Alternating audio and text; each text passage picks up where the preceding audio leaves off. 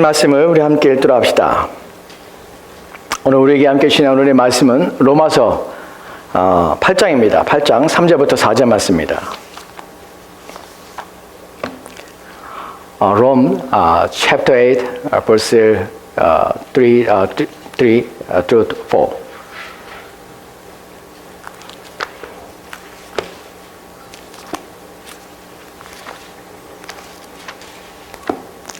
로마서 8장입니다. 8장 3절과 4절 말씀입니다.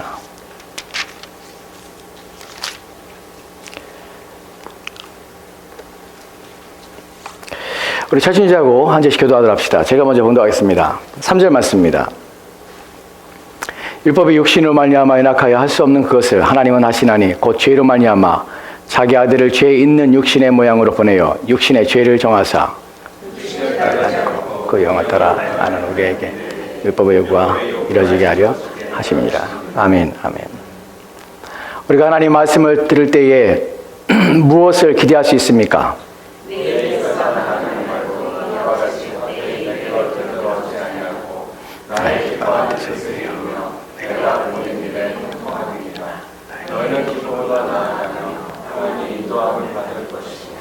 아멘. 우리 잠깐 말씀을 듣기 전에 기도하겠습니다. 하나님, 주의 말씀 앞에 섭니다. 하나님 말씀을 들을 때 하나님 말씀은 헛되이 나와 헛되이 돌아가는 법이 없음을 압니다. 주의 말씀이 나올 때에 그 말씀을 듣는 자들의 가슴을 치며 그들의 영혼을 울려 그들로 하여금 하나님이 누구신지 알게 할 뿐만 아니라 하나님의 뜻을 분별하며 깨닫게 하여 주셔서 어떠한 삶을 살아야 할지를 이해하게 하며 그리함으로 그들의 삶을 바르게 하여 후회 없는 삶, 온전한 삶으로 나가도록 인도하심을 믿습니다. 그 생명의 말씀 우리 가운데 부어지고 우리의 영혼을 새롭게 하는 은혜의 시간 되도록 도와주옵소서. 주의 말씀에 살아있음을 다시 한번 우리의 영혼이 경험하며 체험하게 도와주시옵소서. 주께서 함께 원하며 예수님 이름으로 기도합니다. 아멘. 오늘 우리가 함께 살펴볼 내용은 십계명에 대한 두 번째 내용입니다. 두 번째 내용인데요. 우리가 십계명을 서론 부분에 오늘도 서론 부분입니다. 십계명이 아직 안에까지는 들어가지 않습니다. 그러나 십계명의 서론 부분 두 번째 내용인데 오늘 우리가 살펴볼 때 여러분들 기억하십시오. 십계명을 살펴볼 때 우리가 첫 번째 여러분과 함께 생각했던 첫 번째 질문이 있습니다. 첫 번째 질문이 무엇이냐면 여러분 어떻게 하면 우리는 인생을 잘 살 수 있을까 하는 것입니다. 어떻게 하면 우리는 후회 없는 인생을 살 것인가? 그것이 우리가 이 십계명을 통해서 발견하고자 하는 우리의 인생을 후회 없이 잘 살고 맞출 수 있는 방식으로 방법으로 우리는 십계명을 살펴보고 있습니다. 우리가 지난 시간에 살펴봤던 것을 여러분이 기억하실지 모르겠는데 십계명에서 우리는 처음에 서론으로 무엇을 생각했냐면 하나님 말씀이 정말로 우리로 하여금 잘 살게 하는 것입니다. 우리가 후회 없는 인생을 살도록 우리를 인도하실 수 있는가 하는 부분입니다. 거기서 우리가 살펴봤던 것이 시편 19편에 있는 내용들이었습니다. 여러분 세 가지 내용이 있었는데 여러분 기억하시는지 모르겠는데 첫 번째 내용이 무엇입니까? 하나님 말씀은 하나님의 계명은 무엇이었습니까? 어떻게 우리에게 가운데 잘 살게 하고 후회 없는 인생으로 우리를 인도해 간다고 했습니까? 첫 번째 내용에서 여러분이 아는 성경에서 우리 가운데 말씀하시는 것은 무엇이냐면 우리의 영혼을 소생한다는 것이에요. 근데 소생하는 것은 회복한다, 살린다는 의미죠. 단순히 회복하며 살린다는 것이 아니라 어떻게 살립니까? 어떻게 회복합니까? 완전히 회복하고 살린다는 말입니다. 여러분 여기서 완전이란 말이 무슨 의미였습니까? 모든 필요한 것들, 모든 요구들을 다 충족시킨다는 의미가 완전입니다. 우리의 영혼을 소생하고 살린 데 있어서 하나님의 계명, 하나님의 말씀은, 하나님의 율법은 우리의 영혼을 완전히 충족시킨 데서 부족함이 없는 말씀이라는 사실입니다. 두 번째 우리가 살펴봤던 내용이 있죠. 그 내용이 무엇입니까? 여호와의 말씀은 여호와의 계명은 어떻습니까? 우리의 마음을 기쁘게 한다고 했습니다. 그때 제가 여러분에게 드린 질문이 그랬죠. 여러분 우리가 하나님의 요구를 받고 하나님의 명령을 받습니다. 그런데 어떻게 우리 마음이 기쁠 수 있습니까? 왜냐하면 하나님의 말씀이 우리를 기쁘게 하는 방식으로는 하나님의 말씀은 정직하기 때문에 그랬습니다. 여러분 정직이라는 단어가 옳다, 거짓이 없다는 말뿐만 아니라 우리가 그럼 바른 목적지로 우리를 데려간다는 의미 속에서 정직하다는 것이 거짓이 없다는 것이.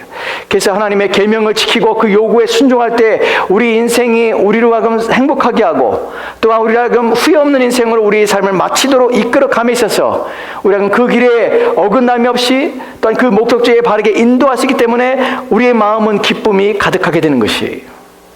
세 번째는 무엇이었습니까? 우리 눈을 밝게 한다는 것이죠. 눈을 밝게 한다는 말씀에서 앞에 있는 수식어가 뭐였습니까? 순결하여서라는 표현입니다. 여러분, 우리의 눈이 밝게서 환해서 바르게 보게 합니다. 근데 순결하게 해서 하나님 말씀은, 하나님 계명은 순결하여서라는 표현 속에서 하나님 말씀 티나 잡된 것이나 또는 흐리거나 또한 가리운 것이 없어서 우리의 눈을 밝게 하여서 우리가 그럼 어떠한 길을 가야 될지, 무엇을 택하고 무엇을 버려야 할지, 또한 어떠한 길을 가야 될지, 우리의 길 앞에 놓인 것이 무엇인지 하는 것들을 분명하게 보게 함으로 우리가 그럼 한치의 오차 없이 하나님이 원하시는 길을 가게 함으로 또한 우리의 인생에 행복하며 복되며 만족하는 길을 가게 하는 길에 있어서 조금도 부족함이 없다는 것입니다. 우리는 그걸 통해서 여호와 율법을, 하나님의 계명을 지키는 것이, 이것만이 우리가 인생에 있어서 후회 없는 인생, 또한 우리가 우리 인생에 있어서 잘 사는, 우리 인생을 잘 마치는 길에 있어서 이것만큼 중요한 것이 없다는 사실을 우리가 알게 되는 것입니다. 오늘 두 번째 내용을 살펴보기 전에 여러분이 기억하실 것이 있습니다. 여러분, 삶이라는 것에서는 그 사람의 인생이 끝나기 전까지는 아무도 모릅니다. 사자성어에 개관사정이란 말이 있습니다. 개관사정. 무슨 말이냐면, 한 젊은이가 아버지의 친구를 찾아왔습니다. 찾아와서 자기 인생에 자기가 시험을 봤는데 시험에 낙방했습니다. 그래서 한탄하고 있습니다. 자기 인생의 무능함, 자기의 실력 없음에 대해 한탄하고 있었습니다. 그리고 자기 인생에 대하여 이제 더 이상 살 소망을 잃어버린 것처럼 마치 낙심하고 절망한 가운데 있었습니다. 그래서 그의 아버지 친구가 말을 합니다. 개관사정이란 말을 한 것이, 개관사정이 뭐냐면 관이 열려 있다는 것이, 개관, 그리고 사정이라는 것을 정하지 않는다는 것이, 관이 열려있을 때는 일의 결말이 끝난 것이 아니란 말이에요. 이 말의 의미는 죽기 전까지는 아직 일이 결말나지 않은 것이에요. 그 사람이 어떠한 인생을 살았는지 우리가 평가할 수 없는 것이, 죽기 전까지는.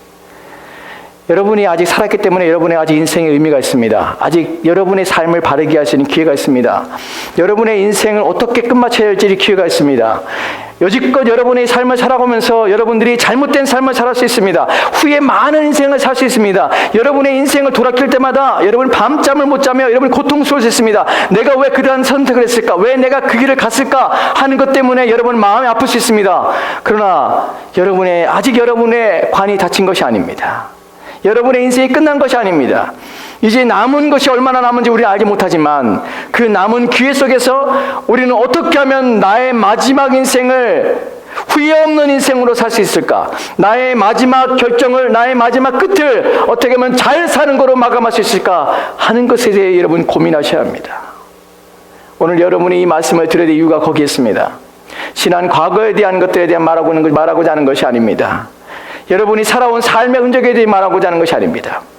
그것이 아무리 잘 살았을지라도 여러분이 육체가 만족하고 여러분 즐거움으로서 인생을 살았을지라도 여러분의 인생의 남은 사람 동안에 어떠한 삶으로 여러분의 인생을 끝마치냐 하는 것이, 그것이 여러분의 인생을 잘 살았구나, 후회 없는 인생을 살았구나 하는 것으로 결정이 나게 된다는 것입니다. 그렇기 때문에 과거의 삶이 어떤지, 과거의 삶에 대해서 매여있거나 또한 그런 삶에 대해서 고통스럽거나 힘들거나 하는 그 모든 것에서 여러분이 이제 새로운 출발점을 섰다는 사실을 기억하시고, 여러분 인생이 후회 없는 삶이 되기 위하여, 잘 사는 삶이 되기 위하여 오늘 말씀에 주목하시고, 그런 새로운 삶, 여러분에게 기회를 주는 이 말씀에 귀를 기울여서 저와 여러분이 후회 없는 삶을 살았으면 좋겠습니다. 여러분 인생을 살다 보면 많은 사람들이 자신의 인생을 살 때 후회하는 사람들이 얼마나 많은지 모릅니다. 저는 압니다. 제 눈에 보이는 사람도 있습니다. 제 마음에 있는 사람도 있습니다. 그가 결코 그의 현재의 삶이 자신의 눈에 보기에는 아름다워 보이고 좋아 보이지만 결국 그는 반드시 후회할 것이라는 사실을 저는 알고 있습니다. 반드시 그는 자기의 인생을 살아온 인생 때문에 고통스러워하며 괴로워할 것을 저는 압니다. 여러분이 하나님의 계명을, 오늘 우리에게 주신 말씀을 통하여 하나님의 법에 대하여 여러분이 인식하지 못하고 여러분이 이 말씀에 대하여 여러분이 주의를 기울이지 않는다면 반드시 여러분들은 후회하는 삶을 살게 될 것입니다. 반드시 여러분들은 정말 잘 살지 못하는 인생을 살게 될 것입니다. 오늘 말씀 속에서 우리가 하시는 이 율법의 계명에 대해 생각해 보도록 합시다. 그 길을 가는 사람들께 이 말씀을 드리는 것입니다. 반드시 피눈물을 흘릴 사람들이 있습니다. 반드시 가슴을 칠 사람이 있습니다. 성경에는 그런 사람이 있다고 합니다. 그날에 이를 갈며 슬피 우는 사람이 있다고 합니다. 그 사람 때문에 이 말씀을 드리는 것입니다. 그러지 말라고 하나님께서 이 말씀을 통하여 경고하시는 것입니다. 오늘날 귀를 닫고 눈을 가리고 보지 않으며 마음에 끊임없이 완악하게 하고 자신의 목을 굳게 하여서 하나님 말씀에 대해 끊임없이 거역하며 자신의 인생을 자신이 원하는 삶으로 살아가는 모든 사람에게 경고하고 있는 것입니다. 그런 사람들은 이 말씀을 무시합니다. 그리고 이런 것들에 대하여 주의를 기울이지 않습니다. 오늘 말씀 보면 하나님 말씀에 대하여 성경에 대하여 이렇게 오해하며 하나님께 우리가 주신 계명과 율법에 대하여 우리가 지키지 않아도 된다고 생각하는 사람들이 있습니다. 성경의 말씀을 오해하기 때문에 그렇습니다. 그리고 그 말씀에 대하여 이해하지 못하기 때문에 그런 결과들을 만들어내는 사람들이 있습니다. 오늘 몇 가지 간단하게 몇 구절 통해서 이러한 사람들에 대해 살펴보고 다음으로 넘어가도록 합시다. 첫 번째 우리가 살펴볼 내용들은 에베소 2장 15절 말씀입니다. 또한 히브리서 10장 9절 말씀입니다. 이 말씀을 에베소 2장 15절 말씀 같이 읽도록 합시다. 시작. 법조문으로 된 계명의 율법을 폐하셨으니 이는 이 둘로 자기 안에서 한 세 사람을 지어 화평하게 하시고 아멘. 히브리서 10장 9절 말씀입니다. 같이 읽읍시다. 시작. 그 후에 말씀하시기를 보시옵소서 내가 하나님의 뜻을 행하려 왔나이다 하셨으니 그 첫째 것을 폐하심은 둘째 것을 세우려 하심이라. 아멘. 지금 우리가 살펴보려고 하는 내용은 좀 복잡한 신학적인 내용, 교리적인 내용이 있습니다. 이 부분들이 여러분들이 누차 제가 여러분의 설명을 드렸지만 여러분 여전히 기억하지 못하고 생각하지 못하고 관심이 없을 수 있습니다. 그 부분들은 나중에 차후에 제가 이 모든 설교에 대하여 책으로 만들어서 여러분에게 제공할 때 그때 여러분 더 자세하게 주의를 기울여 드리시기 바랍니다. 본문에서 나오는 내용만 정리합시다. 법조문으로 된 계명의 율법을 폐하셨으니 율법을 폐했다고 생각하는 사람이 있습니다. 또한 히브리서 10장 9절 말씀에서는 그 첫째 것을 폐하시면 율법이 첫째 것입니다. 그것을 폐하신 것처럼 생각합니다. 그런 사람도 있습니다. 성경에는 이제 예수 믿으면 아무것도 안 해도 된다고 생각하는 사람도 있습니다. 예수를 믿는 순간에 나는 구원받았기 때문에 더 이상 어떠한 삶 요구받지 않고 내가 이렇게 자유롭게 내 마음대로 살다가 주님 오시는 그날에 천국에 가는 것이 나를 구원하신 목적으로 생각하는 사람이 있습니다. 삶의 원리와 삶의 방식이 무엇인지를 착각하며 혼동하여서 어떻게 살지를 모르는 사람도 있습니다. 그렇습니다. 있습니다. 교회는 있습니다. 자신의 삶 무엇을 살아야 됩니까? 어떻게 살아야 됩니까? 나는 것에 대해 대답하지 못하는 사람이 있습니다. 신앙생활하면서 불구하고 하나님께서 나를 부르신 목적이 무엇입니까? 무엇을 해야 됩니까? 오늘 내가 살아가는 삶의 원리는 무엇입니까? 당신은 자연 법칙에 순종하며 삽니까? 아니면 무슨 법칙에 무슨 뜻에 여러분의 마음을 두고 살아갑니까? 무엇이 여러분의 삶의 길이요 여러분 삶의 빛이 되어 그 길을 가고 있습니까? 라는 물음에 전혀 답을 못하는 사람도 있습니다. 그리고 여전히 살아왔던 삶의 방식에 매여서 자연 법칙과 또 세상의 법칙에 따라 착하게 살면 되는 것으로 자기의 삶을 살아가는 사람도 있습니다. 어리석은 사람들입니다. 정말 어리석은 사람들입니다. 여러분 예수 안에 있는 사람들은 자연 법칙에 따라 사는 사람이 아닙니다. 세상 법칙과 규율에 따라 사는 사람들이 아닙니다. 하나님의 법에 따라 사는 사람들입니다. 여러분이 그것을 아셔야 합니다. 어떻게 살아야 할까요? 이제 나 예수 믿었습니다. 어떻게 살아야 할까요? 성경은 그 답을 보여주는 것이에요. 폐하진 것이 아닙니다. 그 다음 구절 보면 또 이런 구절이 있습니다. 히브리서 10장 8절 말씀에는 앞에 있는 것을 말하면서 이렇게 말합니다. 같이 읽읍시다. 시작. 위에 말씀하시기를 주께서는 제사와 예물과 번제와 속죄제는 원하지 아니하시고 기뻐하시도 아니하신다 하셨고 이는 다 율법에 따라 드리는 것이라. 아멘. 이 구절에 말하는 것이 무엇입니까? 아까 폐하여지고 또는 아까 이미 앞에 그 첫째 것은 폐하여지고 폐하였다는 말에서 무엇이 폐해진 것입니까? 율법이 폐해진 것입니까? 아니면 그렇지 않습니다. 본문에 말하는 것처럼 제사가 예물과 번제와 속죄제와 이런 것들이 폐해졌다는 것이에요. 무엇입니까?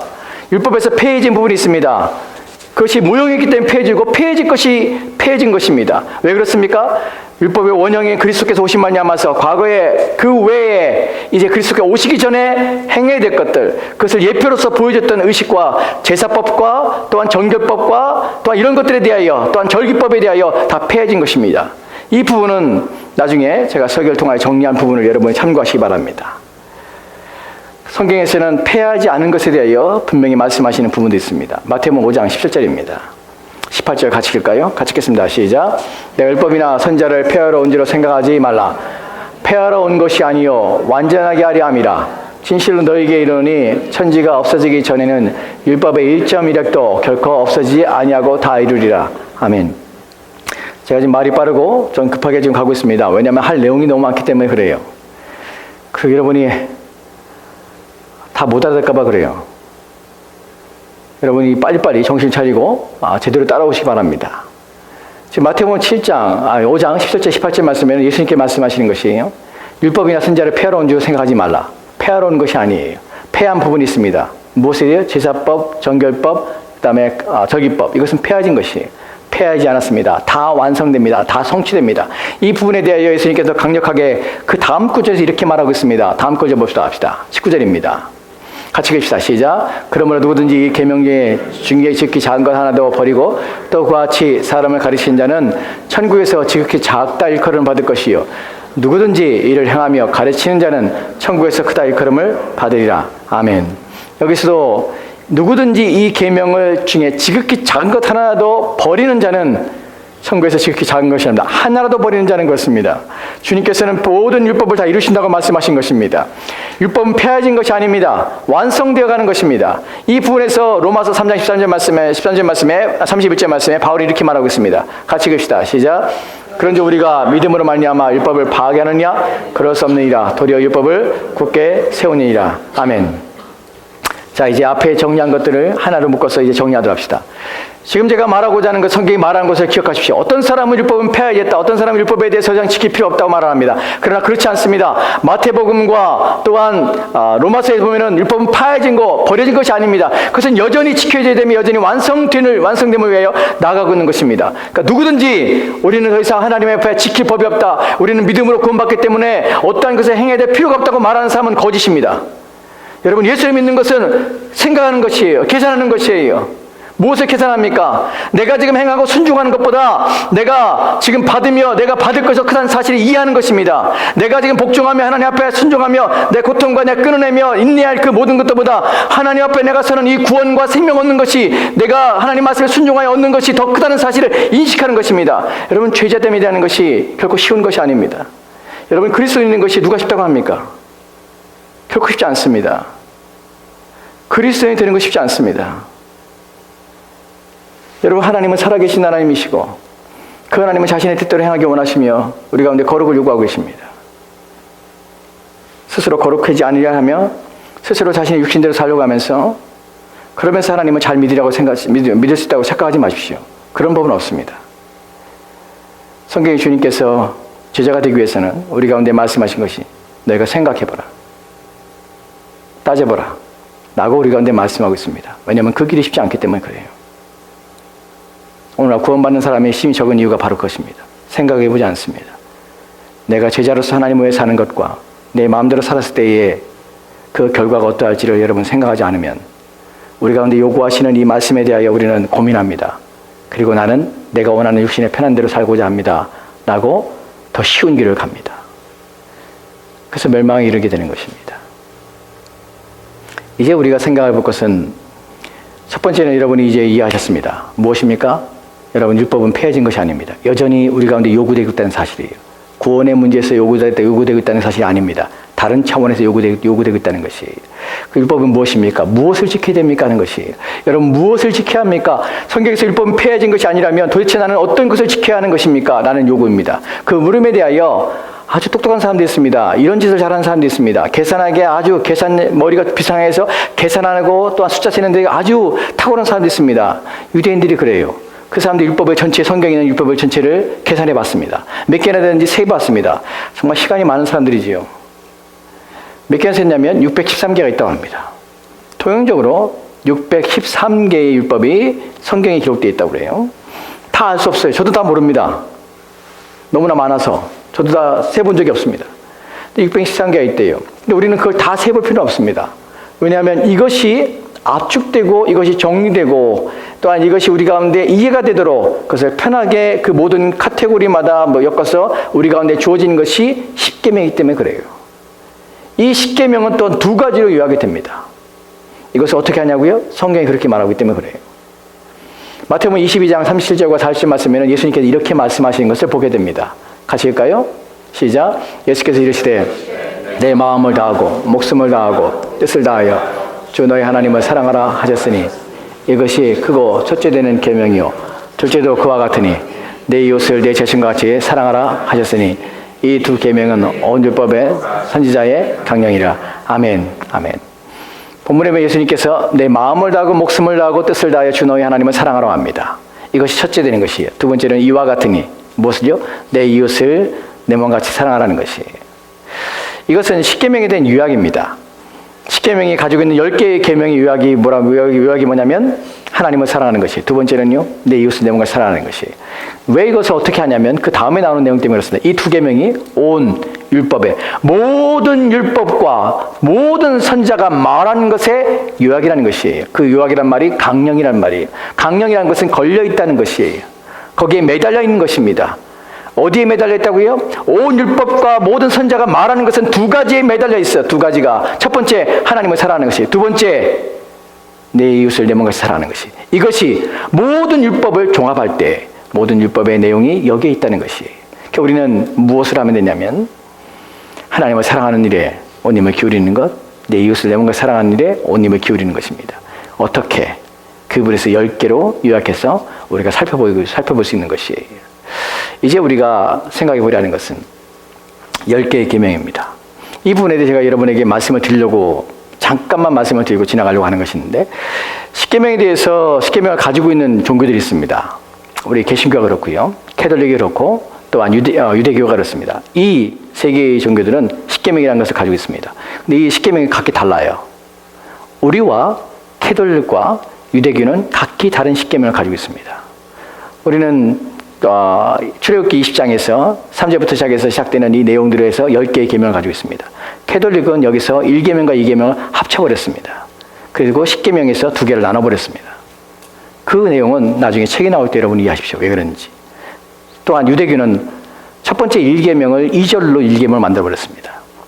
2계명이 뭐냐면 나는 너를 애굽의 종되었던 땅에서 불러낸 너희 하나님이라, 이것을 1계명을 만들어버리고 2계명과 3계명을 합쳐버렸습니다. 1계명과 2계명을 합쳐버렸습니다. 그래서 10개를 만들었습니다.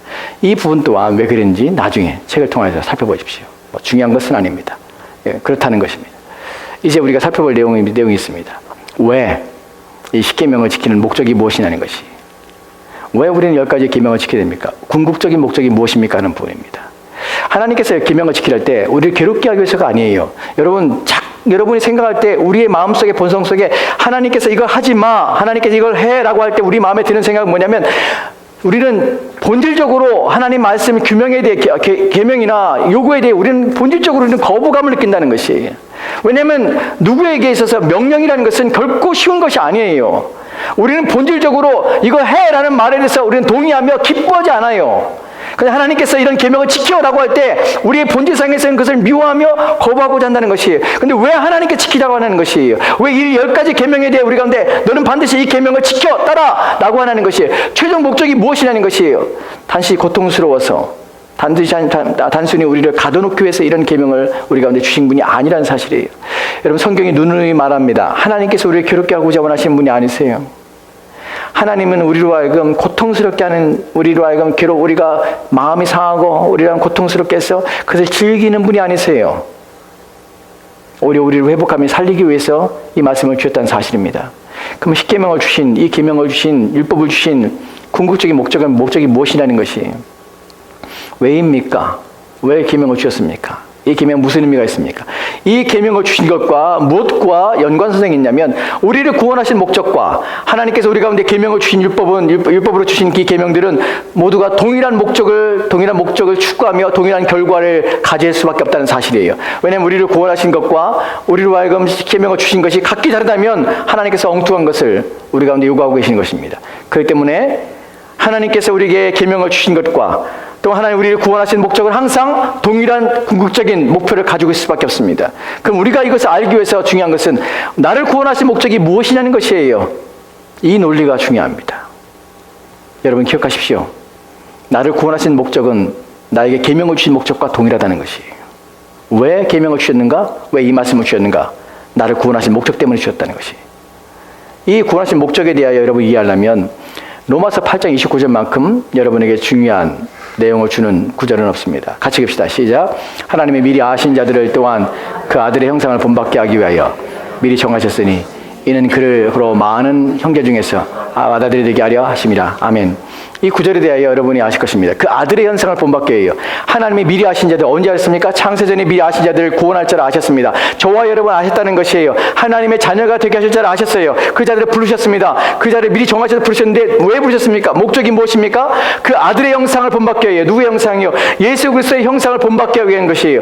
본문의 단어가 형상을 본받다는 단어가 도장을 찍는 것이에요. 마치 금형 틀에 뜨거운 쇠를 부어서 그 틀의 형상에 맞게 찍어낸다는 의미가 바로 이 단어의 의미예요. 즉 우리 어떻게 해요? 우리를 불어서 우리를 구원하신 목적이 자기 아들같이 찍어서 끄집어내는 것이에요. 어떤 면에서요? 어떤 면에서 우리는 동질성을 갖습니까? 성품이에요. 우리의 내면, 우리의 인격이, 우리의 마음이 그분의 형상을 본받는 것이에요. 우리의 마음이 그분 앞에 찍어지는 것이에요. 그래서 나와야 되는 것이에요. 그것이 하나님이 우리를 구원하신 목적이에요. 여러분 제가 앞서 드린 말씀을 기억하십시오. 하나님은 우리를 구원하신 목적에 아들의 형상을 본받는 것이에요. 그 아들의 형상을 본받는 것이 우리 가운데 율법을 주신 것과 우리를 구원하신 목적은 항상 궁극적으로 동일할 수밖에 없다는 사실이에요. 그렇다면 이 부분에 대하여 어떻게 성경이 말하고 있는가 하는 부분을 다시 한번 살펴봅시다. 정말 이거 사실인가 하는 부분을 찾아보는 것이에요. 로마서 13장 9절 말씀이 이렇게 기록되어 있습니다. 같이 봅시다. 같이 봅시다. 시작. 간음하지 말라, 살해하지 말라, 도둑질하지 말라, 탐내지 말라 한 것과 그 외에 다른 계명이 있을지라도 내 이웃을 내 자신과 같이 사랑하라 하신 그 말씀 가운데 다 들었느니라. 아멘. 여러분 기억하시죠? 간음하지 말라, 살인하지 말라, 도둑질하지 말라, 탐내지 말라 그 외에 다른 계명이 있을지라도 이 모든 것은 무엇입니까? 십계명에 들은 내용이에요. 십계명의 내용인데 이것이 다 있지만 내 이웃을 내 자신과 같이 사랑하라 하신 그 말씀 가운데 다 들어있다는 것이에요. 지금 십계명에 대해 말하고 있다는 사실을 기억하십시오. 그리고 이 문맥 속에서 이어지는 구절을 봅시다. 14절 말씀이에요. 같이 봅시다. 시작. 오직 주 예수 그리스도를 옷 입고 정욕을 위하여 육신의 일을 도모하지 말라. 아멘. 아멘. 기억하십시오.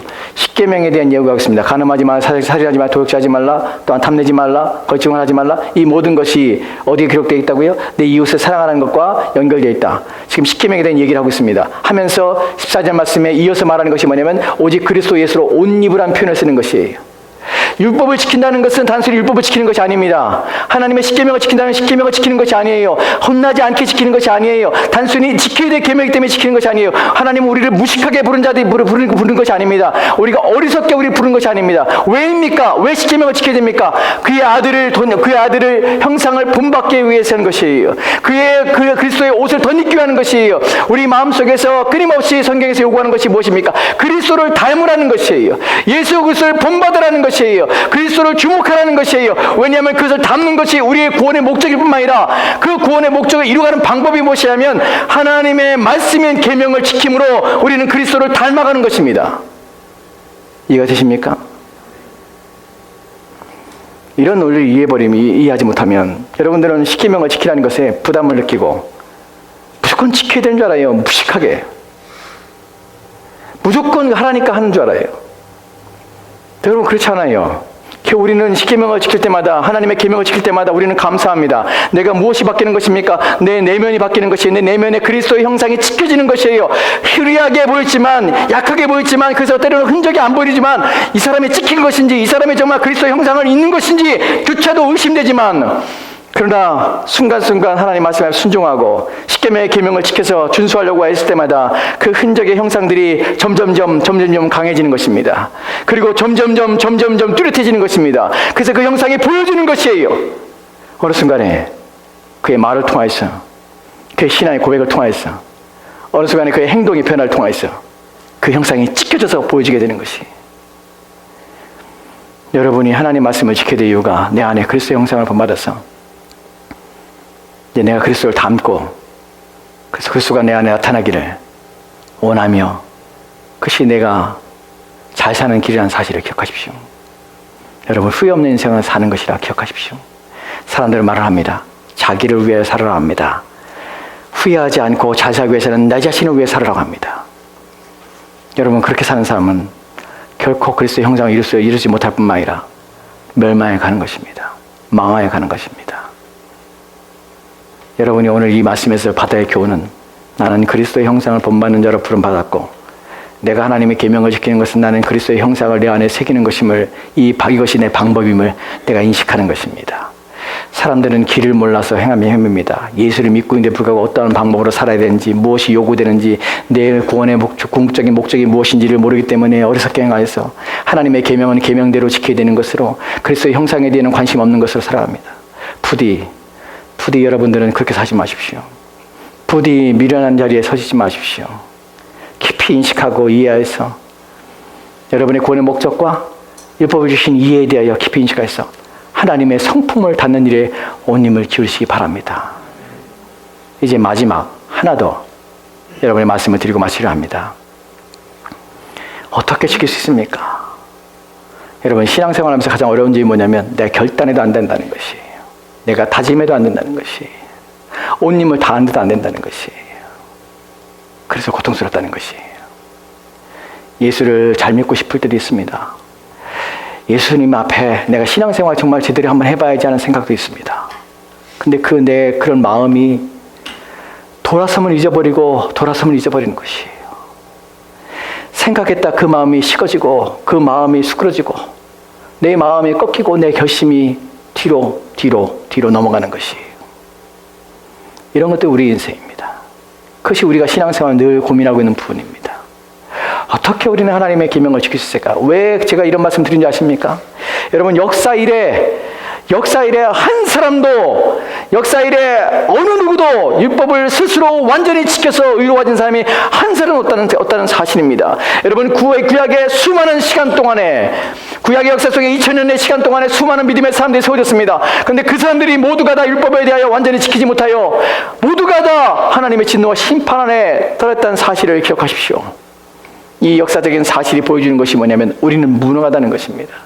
우리는 하나님의 법을 지킬 수 있는 능력이 우리 가운데 전혀 없다는 사실이 우리가 처해 있는 우리의 불행이요, 우리의 비참함입니다. 어떻게 해야 됩니까? 라는 질문이 그래서 나오는 것입니다. 어떻게 나는 하나님의 계명을 지킬 수 있습니까?